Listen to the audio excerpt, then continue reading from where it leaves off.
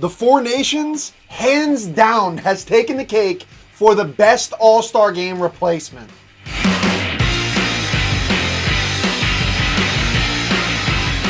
That's right. The Four Nations tournament has been an absolute spectacle. Kenny C, back on the ones and twos for you guys, my hockey fans. This is a video that you will want to stay tuned for. People that are new to the channel, subscribe, please.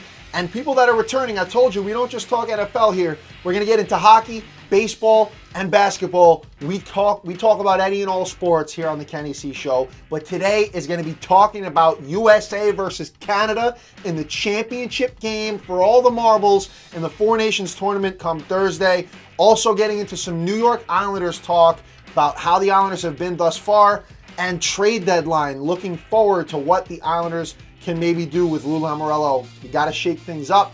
I'll get into all that. My Islander fans, stay tuned. Hit the subscribe button as well. And hockey fans in general, you're going to want to lock in on this channel. But USA and Canada, completely blowing away the NBA All-Star Game with what we saw this past Saturday. Canada, USA, fisticuffs, 3 fights in 9 seconds. There was physicality through and through in that game. A tightly knit game. USA comes away with a huge 3-1 victory. You had all the Canadians in Montreal booing the national anthem for the US. You knew that tensions were going to be high. You knew that the Kachuk brothers were going to bring it. This team is awesome. So is Team Canada. Obviously with the likes of McDavid, Mitch Marner, Sam Reinhart. You have Sid the Kid, Nathan McKinnon. I mean, they're absolutely stacked. But the US is pretty stacked as well. They are pretty damn stacked. And by the way, NBA, you may want to take a page out of the NHL's book, because transitioning over to a kind of a USA versus other countries sort of thing is definitely an awesome move. There's obviously some logistical things with regards to rosters and whatnot with the NBA that they will have to figure out. But it's that whatever they figure out, hopefully if they do, will be way better than that 4-team tournament that we saw, which the format is cool, but none of the players want to try. There was virtually no defense outside of that Team Shaq versus Team Candace, because the old heads don't want to get beat up by the young heads. So obviously they actually played some semblance of defense in that one, but that thing was an absolute snore fest. And then the Pro Bowl with the flag football now in the NFL, I mean, you might as well just put on, like, I don't know, TGL for that new indoor golf thing. I'd rather watch that, honestly. But this thing, I mean, coming Thursday, you're going to have way, way, way more physicality. We saw Brady Tkachuk go down in the game against Sweden, in which that was the USA's only loss, but it was a meaningless game. It was a throwaway. Didn't even start Austin Matthews in that one. Didn't start Matthew Tkachuk. You didn't have Hellebuck in net. Charlie McAvoy didn't play. He's dealing with shoulder issues. We know he's had that surgery in 2022 on the shoulder, so hopefully he's a full go. But that one was kind of a washout. Hopefully everybody's a full go for this matchup against Canada, because this is going to be an absolute battle. An absolute battle. You can even compare. You can compare. I'm not saying that they're as good, but the 96 World Cup team, where USA took 2 out of 3 against Canada, they beat Russia in the semifinals to get to the title game. And they beat Canada 2 out of 3 games after dropping the first game. That team was loaded. 16 Hall of Famers on that. You had Mike Modano, you had Brett Hull, you had Chris Chelios, Brian Leach, Mike Richter, John LeClaire. I mean, loaded with talent. Phil Housley, Tony Amonte. That team was stacked. This team has a lot of future Hall of Famers on it as well. They are very, very talented. I think Jake Gensel, outside of the Tkachuk brothers, has been the unsung hero for Team USA. Connor Hellebuck has been really good. I think Charlie McAvoy has been the best defenseman. Talent-wise, probably Adam Fox, probably the best of the group. Zach Werenski's had a really good tournament. This is a team that is loaded. Jack Eichel has been really good. We have a lot of talent, a lot of depth. Obviously, as does Canada. This is going to be a war on Thursday. But if USA brings that same physicality and takes it to them, this one's going to be at TD Garden. This one's in the States. I don't know if us Americans, the ones that are in attendance at the game, I don't know if they're going to boo the Canadian anthem. Hopefully we have more class than those Habs up there. But we'll see. I think this one is going to be awesome. But give me Team USA to pull it out. I know Canada's won their last 3 straight best-on-best tournaments. And I obviously have a track record of win-win-win in the big games and the big stage tournaments. But I'm going to take USA in this one. If this game is anything like Saturday and then some, buckle in. Because honestly, Canada, USA, they're both going to leave it all out on the ice. two teams that really don't like each other. They're going to leave it all out on the ice, undoubtedly. I think USA prevails. Give me USA in an absolute battle, 4-3. You might even go to overtime. But I'm picking USA to come out on top. Now let's transition here for my New York Islander fans. Trade deadline is March 7th. Lou Lamoriello has a track record of being very low-key with his moves until the last second, and then you see, oh, he made a move. With the Bo Horvat thing, I mean, that kind of, a lot of us Islander fans were like, whoa, and then, you know, in the offseason when he gets Anthony Duclair, we're like, let's go here. I mean, you got him for $3.5 million a year, that's the league average. Solid move.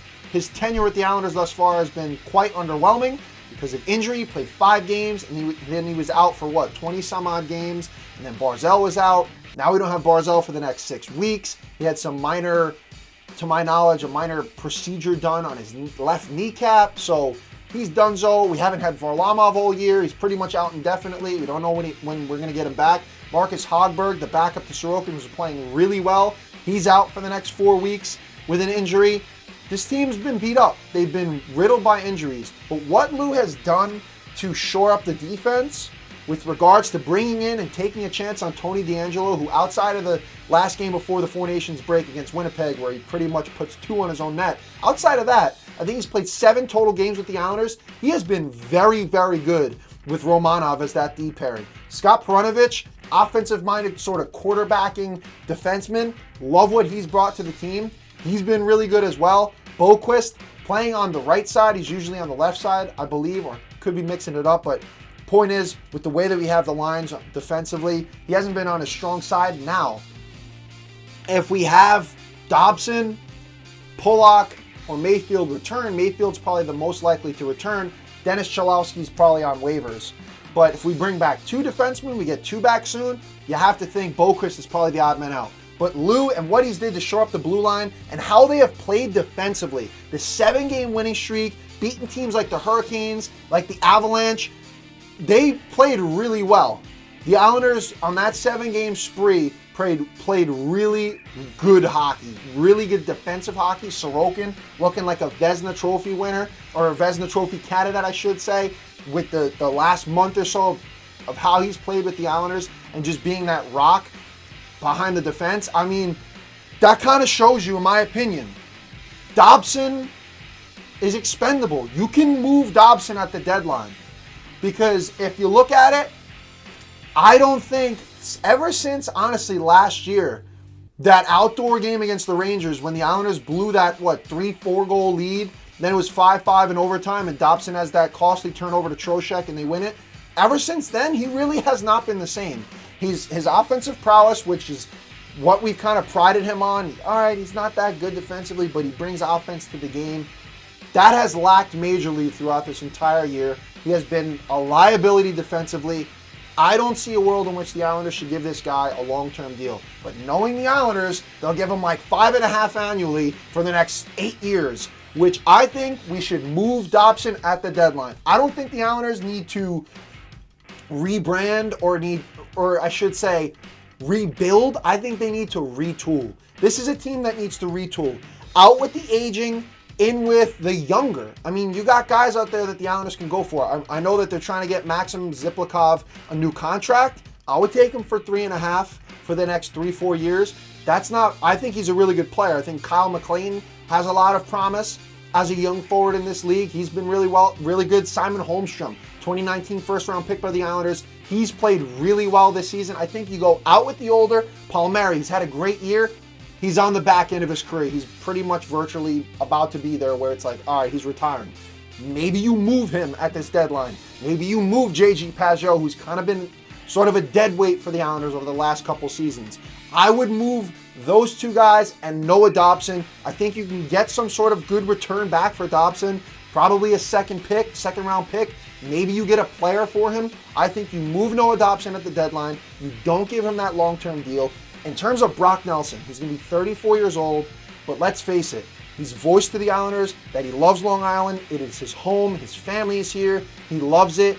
I don't think Lou Lamoriello doesn't strike me as a guy to break up chemistry. What do we hear every single trade deadline? I'm confident in the group that we have moving forward. that we hear that it's like the same old song and dance. We hear that every single deadline. I don't see a world in which they move on from Brock Nelson, who's got, 17 goals. He's an absolute pure goal scorer. This guy is a highly touted player come this trade deadline. A lot of teams are in on trying to get him. But I don't think the Islanders move him. I think they're going to end up signing him for the remainder of his tenure in the National Hockey League. So I think that's kind of a pipe dream to move Brock Nelson. I say you move Dobson. There's guys out there that the Islanders could go for. You could go for Casey Middlestat. He's 26 years old from the Avalanche. With the way that Elias Pettersson has played in this Four Nations, maybe it's kind of hurt his stock even more. The way he played prior to the Four Nations, he has not been the best. So maybe there's a way where you don't have to buy high on him. Maybe you can get him for kind of a lower price. I mean, we saw the JT Miller tension, and obviously they moved him back to the Rangers, so that's kind of gone. But Pettersson hasn't played the best. Maybe you get him for Dobson and a pick or something to that nature. He's 26 years old. Maybe on the same team with the Canucks, you get Brock Besser. He's 27 years old. I think the Islanders need to retool. They need to get that younger forward that has skill and bring him into the top six, because the Islanders need to shore up the top six on this team. They need to bring in another impact sort of player. And I think with the way that the playoffs are currently constituted, they're 4 points out of the wild card. Detroit holds that second wild card spot with 61 points. They have 57 right now. The Rangers are ahead of them by 1. Boston by 3. Columbus by 3. This is a tight race. I don't see a world in which Lou's going to go, oh, we're done, we're selling. I think you retool. You move Dobson. You have more than enough defensive help. With the way that the Islanders have played defensively, they've played better with Noah Dobson not in the lineup. That is very telling. I think you move the guy for a pick and a player, and you try to get as much return as you can. Now, I think the next 6 games, starting on Sunday against the Stars, is going to be very telling as to what the New York Islanders do come the deadline. You've got the Stars, you've got the Rangers, you've got the Bruins, the Predators, the Rangers again, and then the Jets. You didn't play well. Well, you played well against the Jets to start, but they're such a high-caliber, fast-paced, moving team that the Islanders just couldn't keep up towards the end of it. They blew that game away. With the way that they have played prior to the last 2, dropping games against 2 really good teams, they've looked like they want to contend. I don't know how far they'll get, but I say you retool rather than rebuild. What say you, my New York Islander fans? Drop a comment on the YouTube comment section of this video. Hockey fans alike, let me know what you think about the Four Nations. Let me know what you think about the Islanders and what they should do by the trade deadline. But these are my thoughts. I want to hear yours. Drop it in the comment section below and subscribe to the channel, baby.